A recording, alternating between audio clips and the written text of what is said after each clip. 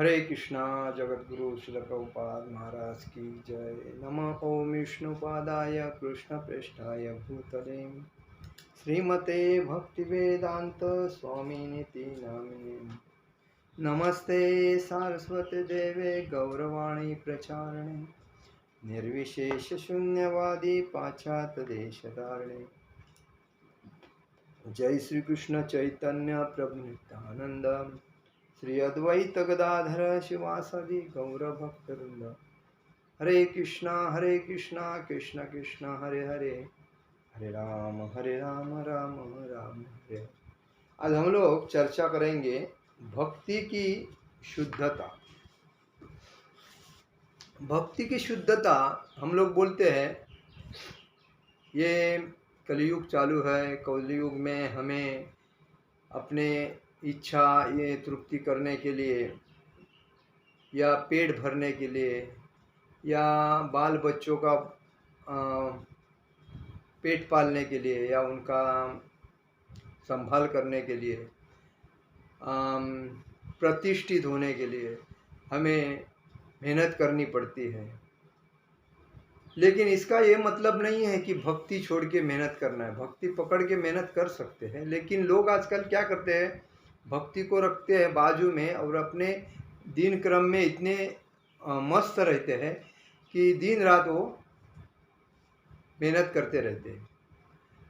पहला तो एक ऐसा टाइम था कि लोगों की इंद्रिय तृप्ति के लिए मतलब इतने अपेक्षा नहीं होती थी, लेकिन अभी ये कंपटीशन बढ़ने के बाद आदमी व्यक्ति के पास इंद्रिय तृप्ति के हजारों उपलब्धियां तैयार होने के वजह से उसको आराम नाम की चीज़ नहीं मिलती है और इसीलिए वो त्रस्त होता है। एक्चुअली उसके अंदर जो राक्षस रहते हैं उसको सोने नहीं देते, क्योंकि जब उसके सर्कल में आजू बाजू में रहने वाले या उसके साथ रहने वाले या उसके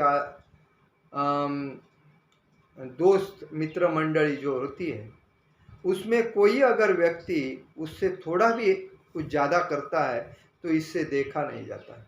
और अगर नहीं देखा जाने की वजह से उसको लगता है अरे यार मेरे में कुछ कमी है तो मुझे थोड़ी और मेहनत करनी पड़ेगी।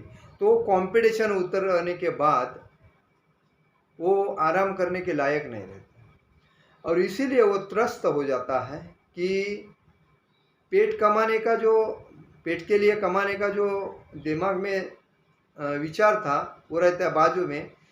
उसकी इंद्रिय तृप्ति के पीछे भाग दौड़ चालू हो जाती है और बाद में वो खुद को त्रस्त होता है। वास्तविकता 84 लाख योनि के बाद जिस योनि में हमारा जन्म हुआ है वो है मनुष्य योनि। वो उसमें स्त्री हो पुरुष हो, इसका पहला कर्तव्य है मुझे प्रथम भगवान विष्णु की, भगवान श्री कृष्ण की भक्ति करनी है। लेकिन हम हमारे इंद्रिय तृप्ति के लिए 33 कोटि देवता, 33 प्रकार के देवता में कोई देवी की भक्ति करता है, कोई बाबा की भक्ति करता है, कोई देवता की भक्ति करता है, कोई बजरंगबली की, कोई गणपति का, अलग अलग देवता की भक्ति करते हैं क्योंकि उसका ज्ञान नहीं है हमारे।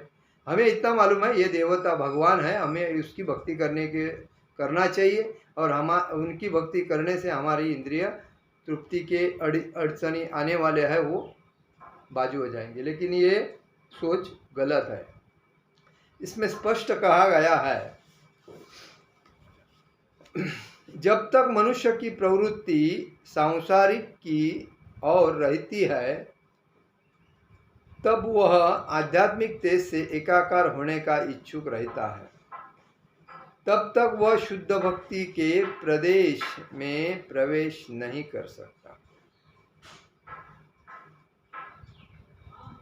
सारी भौतिक धारणाओं से ऊपर है, किसी देश वर्ग समाज या परिस्थिति विशेष तक सीमित नहीं है।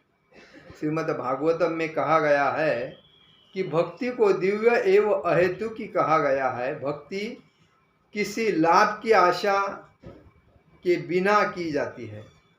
मतलब मुझे कुछ मिलना चाहिए इस आशा से नहीं करनी चाहिए, लेकिन लोग लालची होने की वजह से कोई आशा ही लेके उसके पीछे पड़े रहते हैं। अगर वो तृप्ति नहीं होगी तो उसको बाजू में करते दूसरे को पकड़ते। तो ये जो मूर्खता लोगों की है, वो मूर्खता उसको आगे जाके तकलीफ देती है। एक अनिष्टता, आज मार्केट में पहले जो लोग थे वो अपने माँ बाप का बहुत आदर करते थे। माँ बाप लाइफ में एक ही बार मिलते हैं, तो वो हिसाब से उनकी सेवा करते थे। जैसा पुंडलिक जो था वो अपने माँ बाप की सेवा करने में व्यस्त रहता था। भगवान उसको मिलने आए विट्ठल, तो भी वो उसने विट्ठल को क्या बोला, विट्ठल ये वीट ले और वीट के ऊपर खड़ा रहे, मैं माँ बाप की सेवा करके आता हूँ। तो वो पुंडलिक अपने माँ बाप की सेवा करता रहा, लेकिन विट्ठल उधर वीट के ऊपर खड़ा रह के उसकी राय देखते रहे, मेरा भक्त आएगा, मेरा भक्त आएगा। वो अभी भी विट्ठल खड़े हैं। कहाँ? पंढरपुर में। चंद्र भागे चातिरी उभा विटेवरी, देवहा विटेवरी, विठल विठल जयारी। भक्तों की राय देखते खड़ा है। कौन? विट्ठल भगवान। तो कहने का मतलब है, हमारा सिद्धांत है भक्ति सबसे श्रेष्ठ है, सर्वोच्च है और प्रथम है। मनुष्य का पहला कर्तव्य है कृष्ण की भक्ति करो। कृष्ण की ही भक्ति क्यों करो, यह अगर किसी के दिमाग में प्रश्न आता है तो अरे मूर्ख मानसा, कृष्ण भगवान ये पूर्ण पुरुषोत्तम भगवान है। बाकी जो जिसकी तुम पूजा करते हो वो देवता है, उसके अंडर में नौकर है। तो भगवान एक ही है और वो धर्म का रक्षा करने के लिए अलग अलग ब्रह्मांड में अपना अवतार स्थापित करता है। अनंत कोटि ब्रह्मांड नायक ऐसा कहते हैं, क्योंकि अनंत कोटि ब्रह्मांड है।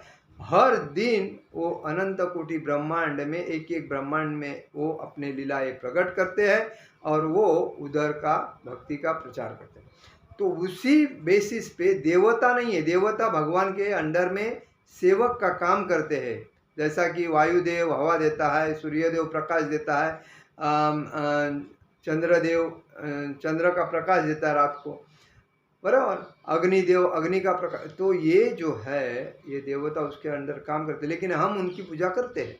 सूर्य की पूजा करते हैं, चंद्र की पूजा करते हैं, वायु के, हनुमान की, सबकी पूजा करते हैं। क्यों? उसको देवता मानते हैं, भगवान मान के करते हैं। लेकिन ये हमारी अज्ञानता है। लेकिन भगवान की सेवा करने से भक्त मुक्त हो जाता है। अगर भगवान की एकनिष्ठता से सेवा नहीं करने से भक्त को बाकी देवता की पूजा करने से उनके धाम में जाके वापिस पुनर्जन्म जन्म पुनर्जन्म मरण में वापिस आना पड़ता है। इसीलिए हर व्यक्ति को भगवान की ही भक्ति करनी चाहिए, ये बात है। दूसरी बात,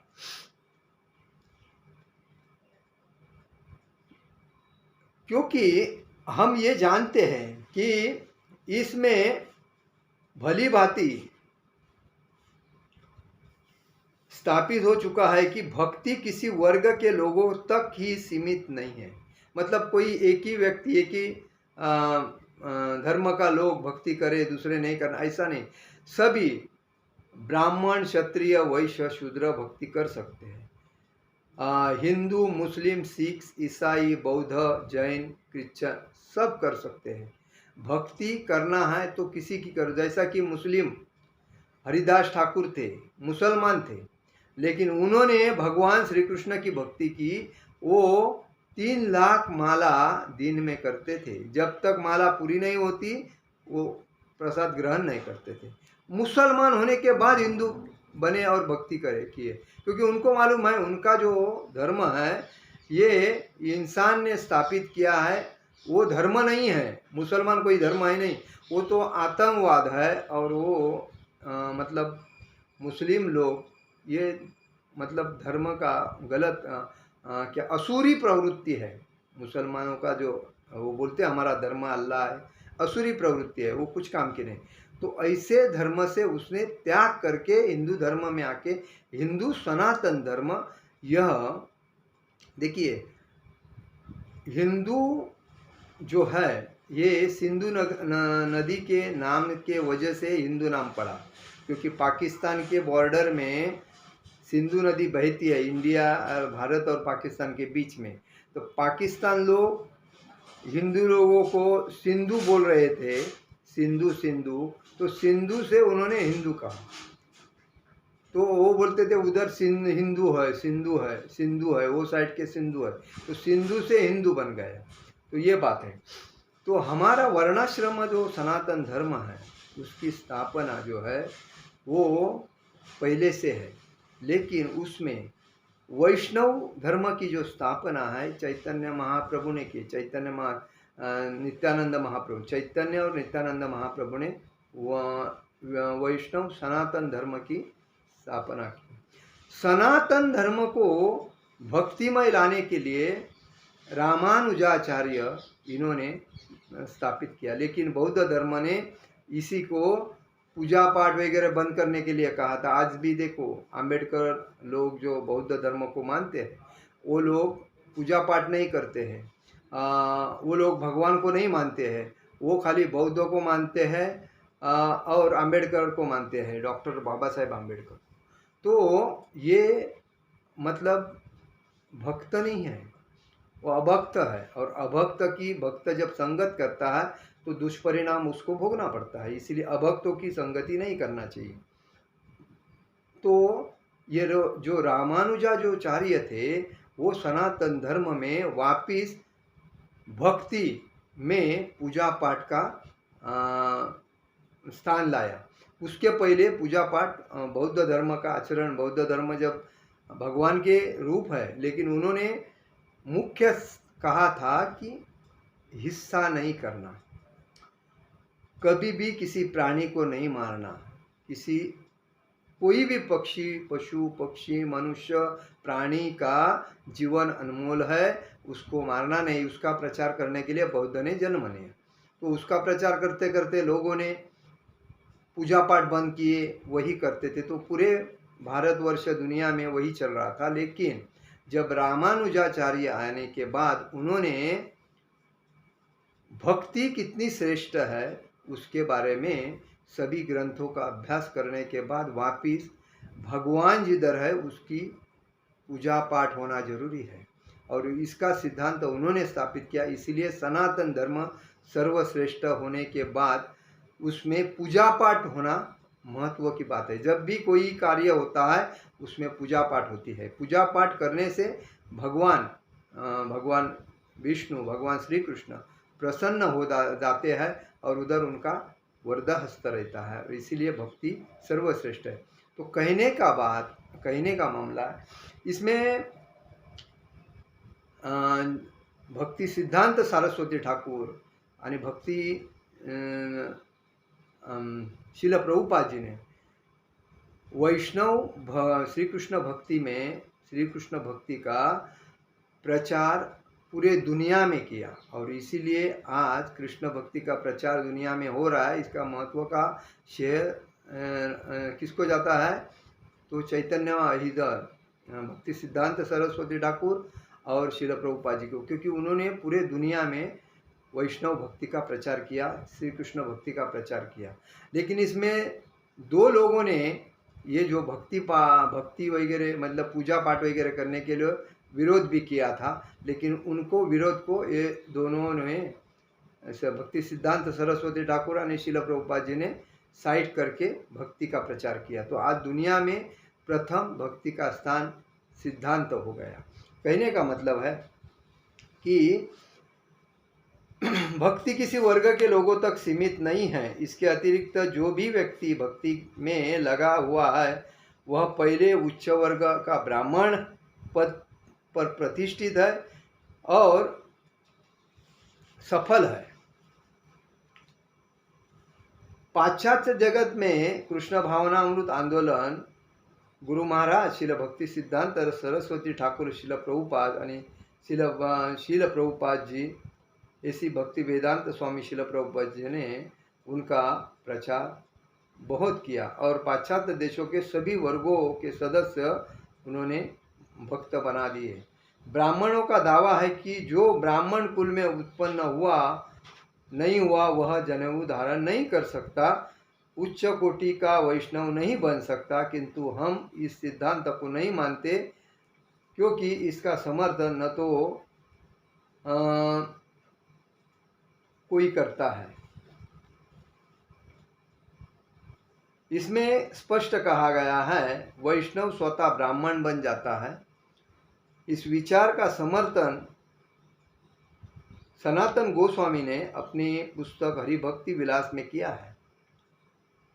जो भी व्यक्ति वैष्णव संप्रदाय में विधिवत दीक्षित हो जाता है वह निश्चित रूप से ब्राह्मण बन जाता है।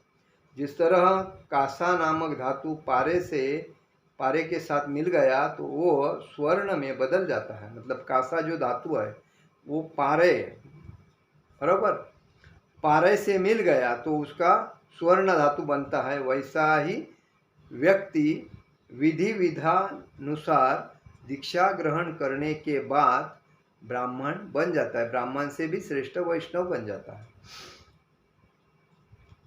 और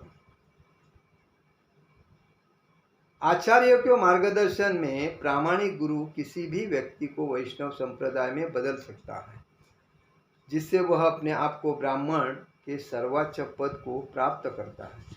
देखिए श्रील प्रभुपाद जी ने, लेकिन देखिए ब्राह्मण क्षत्रिय वैश्य शूद्र, ब्राह्मण ये सर्वश्रेष्ठ स्थान है, लेकिन लोगों ने अपने इच्छा तृप्ति के लिए ब्राह्मण का जो स्थान है उसको उन्होंने नीचे करवाया। लेकिन आज भी समाज में जो ब्राह्मण है, कोई ब्राह्मण मेरे पास आते हैं, वो बोलते हैं हम ब्राह्मण हैं लेकिन नौकरी के पीछे लगे हैं, तो उनको उनके माता पिता जी ने वो शास्त्रों का अध्ययन है वो बराबर करने को सिखाया नहीं, इसीलिए उनको मालूम नहीं हम कितने श्रेष्ठ है, तो वो कनिष्ठ में चल रहे हैं। मतलब ये बात है। तो कहने का मतलब है जो भी व्यक्ति ब्राह्मण है वो ब्राह्मण समाज का सर है और क्षत्रिय समाज के बाहु है, वैष्णव वैश्य समाज का उदर है और शूद्र समाज के चरण है। तो वही बात है। तो ब्राह्मण अगर होता है तो ब्राह्मण से श्रेष्ठ वैष्णव है। तो वैष्णव कभी बनता है जो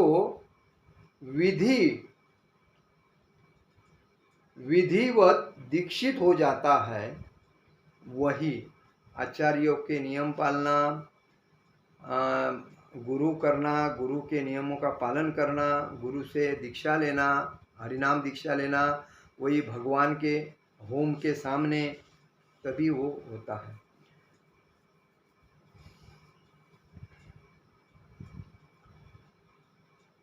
कोई व्यक्ति प्रामाणिक गुरु द्वारा विधिवत दीक्षित होता है तो उसे यह नहीं सोचना चाहिए कि दीक्षा स्वीकार करने मात्र से उसका ना काम पूरा हो गया। उसे सावधानी के साथ विधि विधानों का पालन करना होता है। गुरु मान लेने तथा दीक्षा लेने के बाद कोई व्यक्ति भले भक्ति के विधि विधानों का पालन नहीं करता तो वह पुनः च्युत होता है, मतलब डाउन हो जाता है, पतन होता है बोलते उसको, च्युत होता है। मनुष्य को यह स्मरण रखने के लिए सचेत रहना चाहिए कि कृष्ण के दिव्य शरीर का अंश है, अतएव यह उसका कर्तव्य है कि अंश होने से वह संपूर्ण की अर्थात कृष्ण की सेवा करे। यदि हम कृष्ण की सेवा नहीं करते तो हम पुनः पतन होते हैं।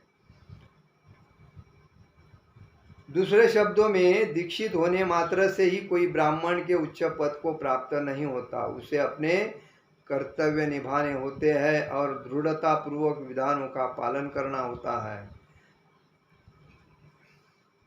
नियमित रूप से भक्ति करते रहने पर आदमी पतन नहीं होता उसका, और पतन होने का प्रश्न ही नहीं उठता जो अगर नियमित भक्ति करता है तो।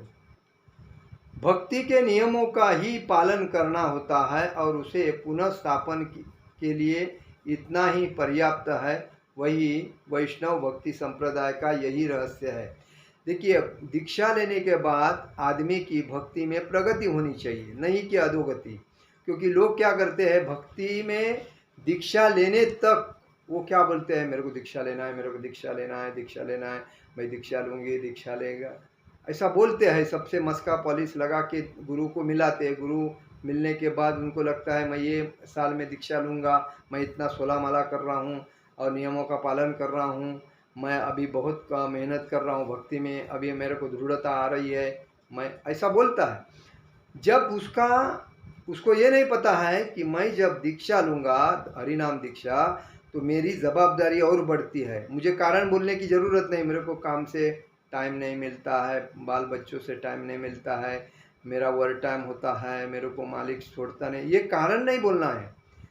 आपने अगर हरिनाम दीक्षा लिया है तो आपका फर्ज बनता है कि जब आप 16 माला कर रहे थे तो आपको 20-25 माला करना जरूरी है, और थोड़ा उन्नति करने के लिए दृढ़ता से भक्ति करना चाहिए, उत्साह बढ़ाना चाहिए, निश्चय बढ़ाना चाहिए। और जिधर आप 12 घंटा ड्यूटी कर रहे थे उधर 8 घंटा ही ड्यूटी करके अपना काम समाप्त करके निकलना चाहिए और भक्ति के ऊपर ध्यान देना चाहिए, तभी भक्ति में प्रगति होगी। आज लोगों की प्रगति क्यों नहीं होती है, तो लोग अपने एकनिष्ठता से भक्ति को ज़्यादा ध्यान नहीं दे। भक्ति कौन, देवी है, और देवी को, भक्ति देवी को प्रसन्न करने के लिए हमें उसके सानिध्य में ज़्यादा टाइम देना जरूरी है, भगवान के नाम का नाम स्मरण का। क्योंकि हम क्यों दीक्षा लिया है, तो हम कृष्ण के अंश है, और कृष्ण धाम में, गोलोक वृंदावन धाम में हमें नित्य लीला में प्रविष्ट करने के लिए जाना है। क्योंकि अनंत कोटि ब्रह्मांड में भगवान की लीलाएं चलती रहती है और हम उस धाम में जाना चाहते हैं, तो हमें भगवान श्री कृष्ण की भक्ति करके प्रसन्न मुद्रा से स्थान स्थापित करना है। इसे जाने के वजह से ही हमें दृढ़ता से भक्ति करनी चाहिए। लेकिन हम क्या करते हैं, कारणे बताते हैं, नहीं मेरा ये काम प्रॉब्लम आया। आदमी का मुख्य क्या है मालूम है, भक्ति क्यों नहीं होती है, इसमें आपको एक बोलता हूँ, वो लिख के रखो। एक, ज़्यादा आप लोग फालतू बात करते हैं, जो काम की नहीं है उसके ऊपर ज़्यादा ध्यान देते हैं। दो, आपका जो मोबाइल है वो खाली बात करने के लिए अगर यूज़ करते हो, बाकी मोबाइल को साइलेंस रखते हो, तभी आपको फायदा होगा। तीसरी बात, कहाँ भी जाना है तो बिना काम के वजह से नहीं जाना चाहिए, और दूसरे के संपर्क में भी जाना है तो अभक्तों के संगति से दूर रहना है, और भक्त में जो दृढ़ता से भक्ति करता है उसके संगति में जाना है।